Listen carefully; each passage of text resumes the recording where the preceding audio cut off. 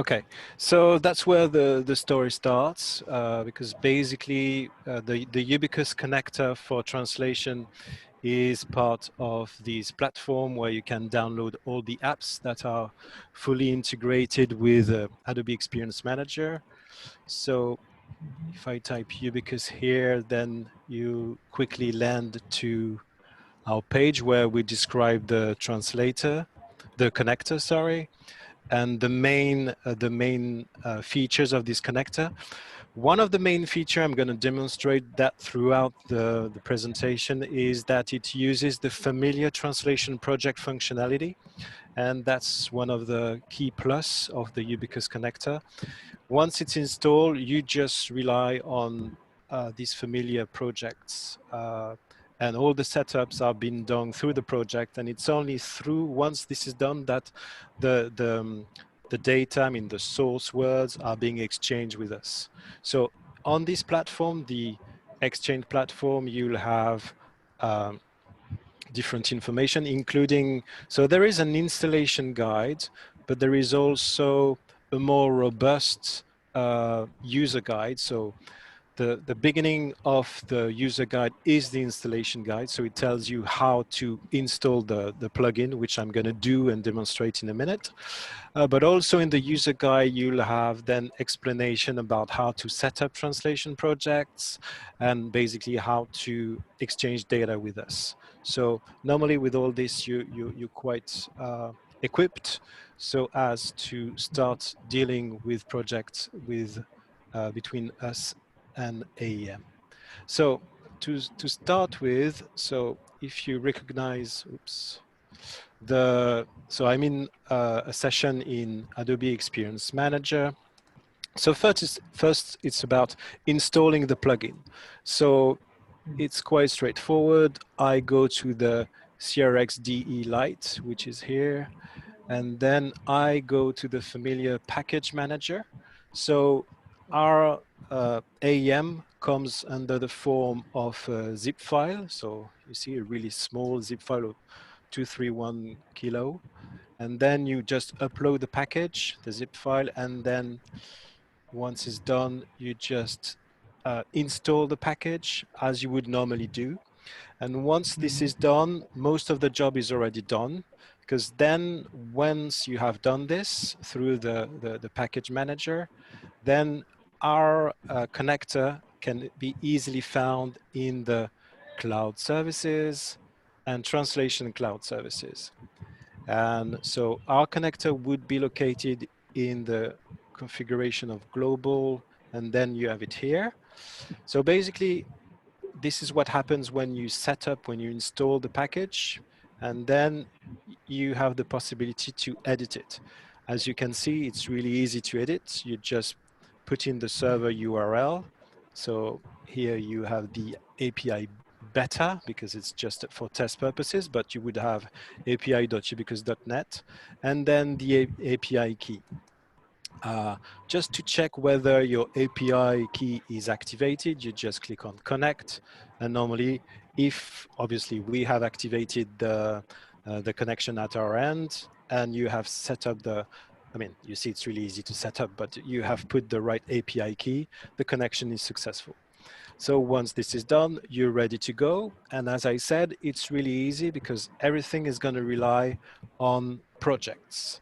So if I want to set up a new project, so I have some tests here, but basically I just go to create a project. I'm going to select obviously a translation project. Next. So the connector is basically available for machine translation and human translation. So you have two tabs in the project. So first you give a title. So I'm always give the date. Today's date is the 17th and it's 1514 in France. And I'm going to try a machine translation between English and Spanish, for instance. And how do I set that up? I just have the source language by default in this website, in my template website as English. I'm going to select Spanish, for instance. And here you see I can either have machine Ubiquus connector supports both. So obviously it's a different process. For human translation, you decide who is your provider. Machine translation, I select Ubiquus, and then you have a couple of things like automatically promote that you can untick if you want to. But basically you see I've successfully created my project, which I'm going to open. So Ashay, may I ask you, are you familiar with this, what I'm demonstrating now, this translation project already? Yep, yep, yep, Okay. yep. So, I mean, it's really regular. So here you have the tiles of everything we've just done. And now in this tile here is where basically I'm gonna define which page I want to translate. So I'm gonna add a page from this maybe familiar demo website. So I'm gonna demonstrate on this page here. So what the connector does, I mean, what the translation project does is that it's going to create a language copy, which is basically just a clone of the source page.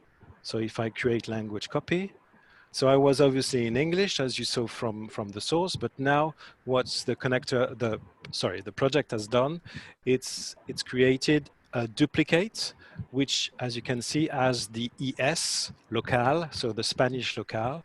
So if I, just to show you, if I preview Insights, so I'm indeed in Spanish here, but for the time, and I'm in Spanish here, but for the time being, the only thing that the translation project has done has created a copy, a duplicate of the English page. So this is quite simple content with some pictures. So now I've done this, I'm just gonna go back to the project. And so for machine translation, the only thing you can do is to start the process. And I'm going to show you after that how it would work for human translation. But let's say, okay, I want to translate this page. So I'm going to start the process. You saw rapidly here kind of green tab saying it was okay. So now if I update, translation is already in progress. Update again, it's approved, so it's done. So we have basically successfully translated into Spanish this page. So if I go back here, and now if I edit it, so you see it's now translated in Spanish what was in English, keeping the layouts and the pictures and everything. So basically what the project does is that it creates an XML file which can easily be seen if I create now a human project. So let's say now I want to create a human translation project. So same 20, 016, 17. So it's now 15, 18. And now I'm going to demonstrate human translation between English and Spanish or whatever language. And here I'm going to demonstrate human translation from Ubiquus using the Ubiquus Conf connector, create, done.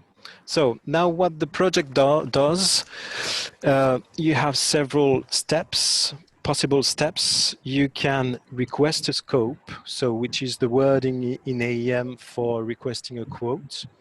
So if you do that, basically what will happen is that, so I might have, so here I can demonstrate the scope. So here I have requested the scope, so it sends us the project, and when at our end we have analyzed the project, so the number of words and what it contains, we will input in our system, let's say, you know, a quantity of words, a price, a turnaround time, and some comments. And basically you are not notified by AEM, but if you come back here after a few minutes or hours, depending on what you agree with your account manager, then you can see what is being offered by Ubiquus for human translation. And then from here, you can then start the work, which I have done here. And automatically, this is going to be confirmed in our system. So this is a really easy way to communicate between between you and us. Obviously, it doesn't harm to communicate through emails, telephone, etc. if there is any things to discuss. But basically, Mhm. you don't have to. I mean, it's nice. It's always better, This is but you all don't have inside to. AEM itself. So you just go through there and it's done.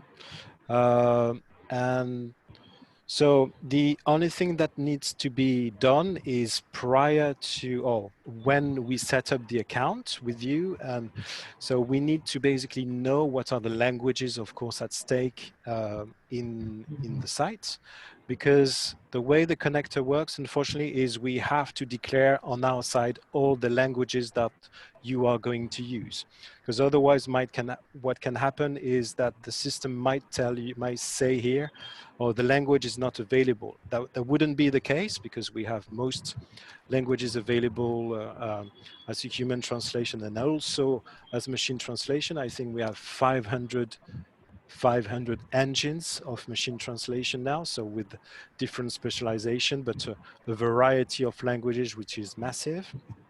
But Mhm. we basically, in the setup phase, we just have to declare on our end what are the language pairs. So English, Italian, English, Urdu, whatever that you want So to. does this process happens at the like API defining time, like when you provide us the API key, or Yes, exactly. post that if we want to add any language, we can do that. Yeah, exactly. If at some point during the project you see, oh, I need an extra language, you just liaise with your account manager, and we'll set it up in our system, and automatically, because it's live basically, uh, that will be added.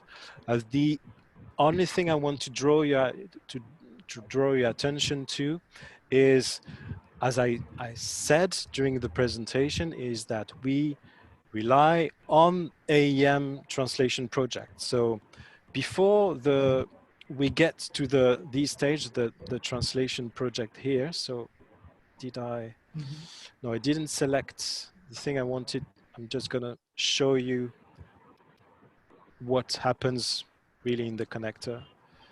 So let's say I want to translate this page.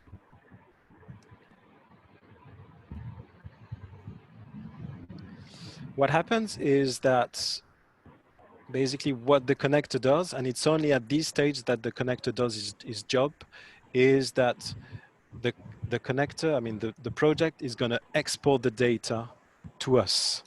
And basically an easy way to make sure that the data have been captured in full is to do what I'm doing now, is export. So you download the exported files. Uh,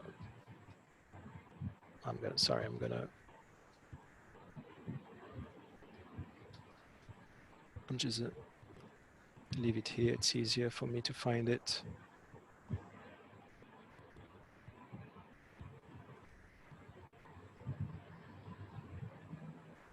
Oops, where is it?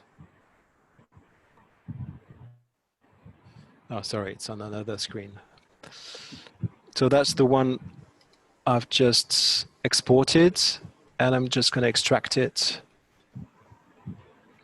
And basically you see here the content, so the different XML files, and also the JPEG and the summary. So basically in the kind of setup process, that's easy for you guys in the translation project to see what is exported, and if it's has captured everything you needed to, because often what happens in AEM is that there are uh, some elements missing in the translation configuration. Sorry, I was a bit too quick, but if I go here, if I go to the general translation configuration, that's where Mhm. basically you have to set up all the different elements that you want to translate.